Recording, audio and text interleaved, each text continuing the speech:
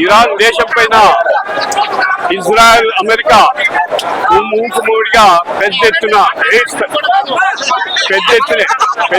స్ట్రైకులు చేస్తున్నారు.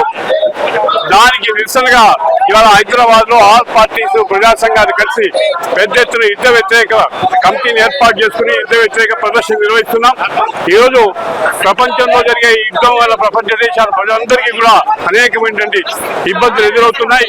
ప్రయాణ సమస్య, తిండి సమస్య, ఆహార సమస్య అన్ని కూడా సమస్యలు వస్తున్నాయి. ఇవాళ ఈ యుద్ధం మూలకంగా అమెరికా ట్రంప్ కు వ్యతిరేకంగా అమెరికా ప్రజలు అమెరికా రాష్ట్రాల దేశంలో మొత్తం అనేక ప్రాంతాల్లో పెద్ద ఎత్తున ట్రంప్ వ్యతిరేక ప్రదర్శన నిర్వహిస్తున్నారు, యుద్ధ వ్యతిరేక ప్రదర్శన నిర్వహిస్తున్నారు.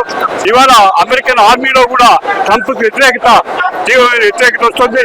అలాగే ఇజ్రాయెల్ నెతాన్యూ చేసేటువంటి అవకాశవాద శక్తుల వల్ల ఇవాళ ప్రపంచ దేశాలు, పశ్చిమాసియా దేశాలు, అరబ్ దేశాలు అన్ని కూడా తీవ్రమైనటువంటి నిరసన తెలియజేస్తున్నాయి. యుద్ధం ఆగితే తప్ప ఇవాళ పశ్చిమాసియా కానీ, అరబ్ దేశాలు కానీ, ప్రపంచ దేశాలకు కానీ ఇబ్బందులు తొలగవు.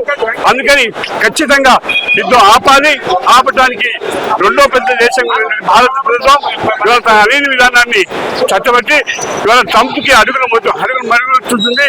ఇవాళ ట్రంప్ యొక్క తాబేదారుగా ఉంటుంది.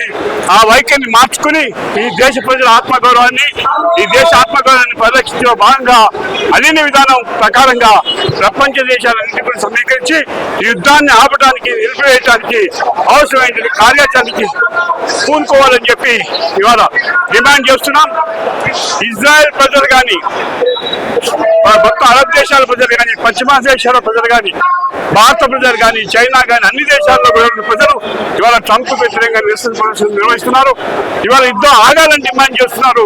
అందుకనే యుద్ధం ఆపడానికి ఇవాళ ప్రపంచ దేశాలన్నీ కూడా ఊముకుమ్మడిగా ప్రయాణం చేయాల్సి అవుతుంది, నడుము బిగించాల్సి అవుతుంది.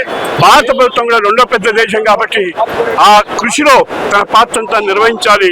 ఇది నిర్వహించకపోతే ఈ ప్రపంచ యుద్ధం మూలకంగా అనేక దేశాల్లో ప్రజల యొక్క జీవనమాన సమస్యలు, జీవిత విషయ సమస్యలు తీవ్రవంతం అవుతాయి.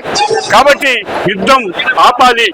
యుద్ధానికి వ్యతిరేకంగా నిర్వహిస్తున్న ఈ ర్యాలీని మొత్తం హైదరాబాద్ ప్రజలు, భారత ప్రజలు కూడా సంపూర్ణంగా సహకరించి ఆ విధంగా మొత్తం ప్రపంచ యుద్ధాన్ని ఆపడానికి అవసరమైన కార్యాచరణ వైపు అవసరమైన ఒత్తిడి, ఆ విధంగా ఇద్దరు క్రిమినల్స్ ఎవరైతే ఉన్నారో అమెరికా అధ్యక్షుడు ట్రంప్ కానీ, ఇజ్రాయెల్ అధ్యక్షుడు నెతాన్యూ కానీ, ఇద్దరు క్రిమినల్స్ దాదాపుగా ఈ క్రిమినల్స్ ని దాదాపుగా ఆ దేశ ప్రజలు కూడా తీవ్ర వ్యతిరేకిస్తున్నారు. ప్రపంచ ప్రజలు వ్యతిరేకించే వాళ్ళు ఇద్దరిని తరిమి కొట్టాల్సిన అవసరం ఉంది. ఆ విధంగా యుద్ధాన్ని తక్షణం ఆపడానికి అవసరమైన కార్యాచరణ కూడుకోవాలని చెప్పి తెలియజేస్తున్నారు.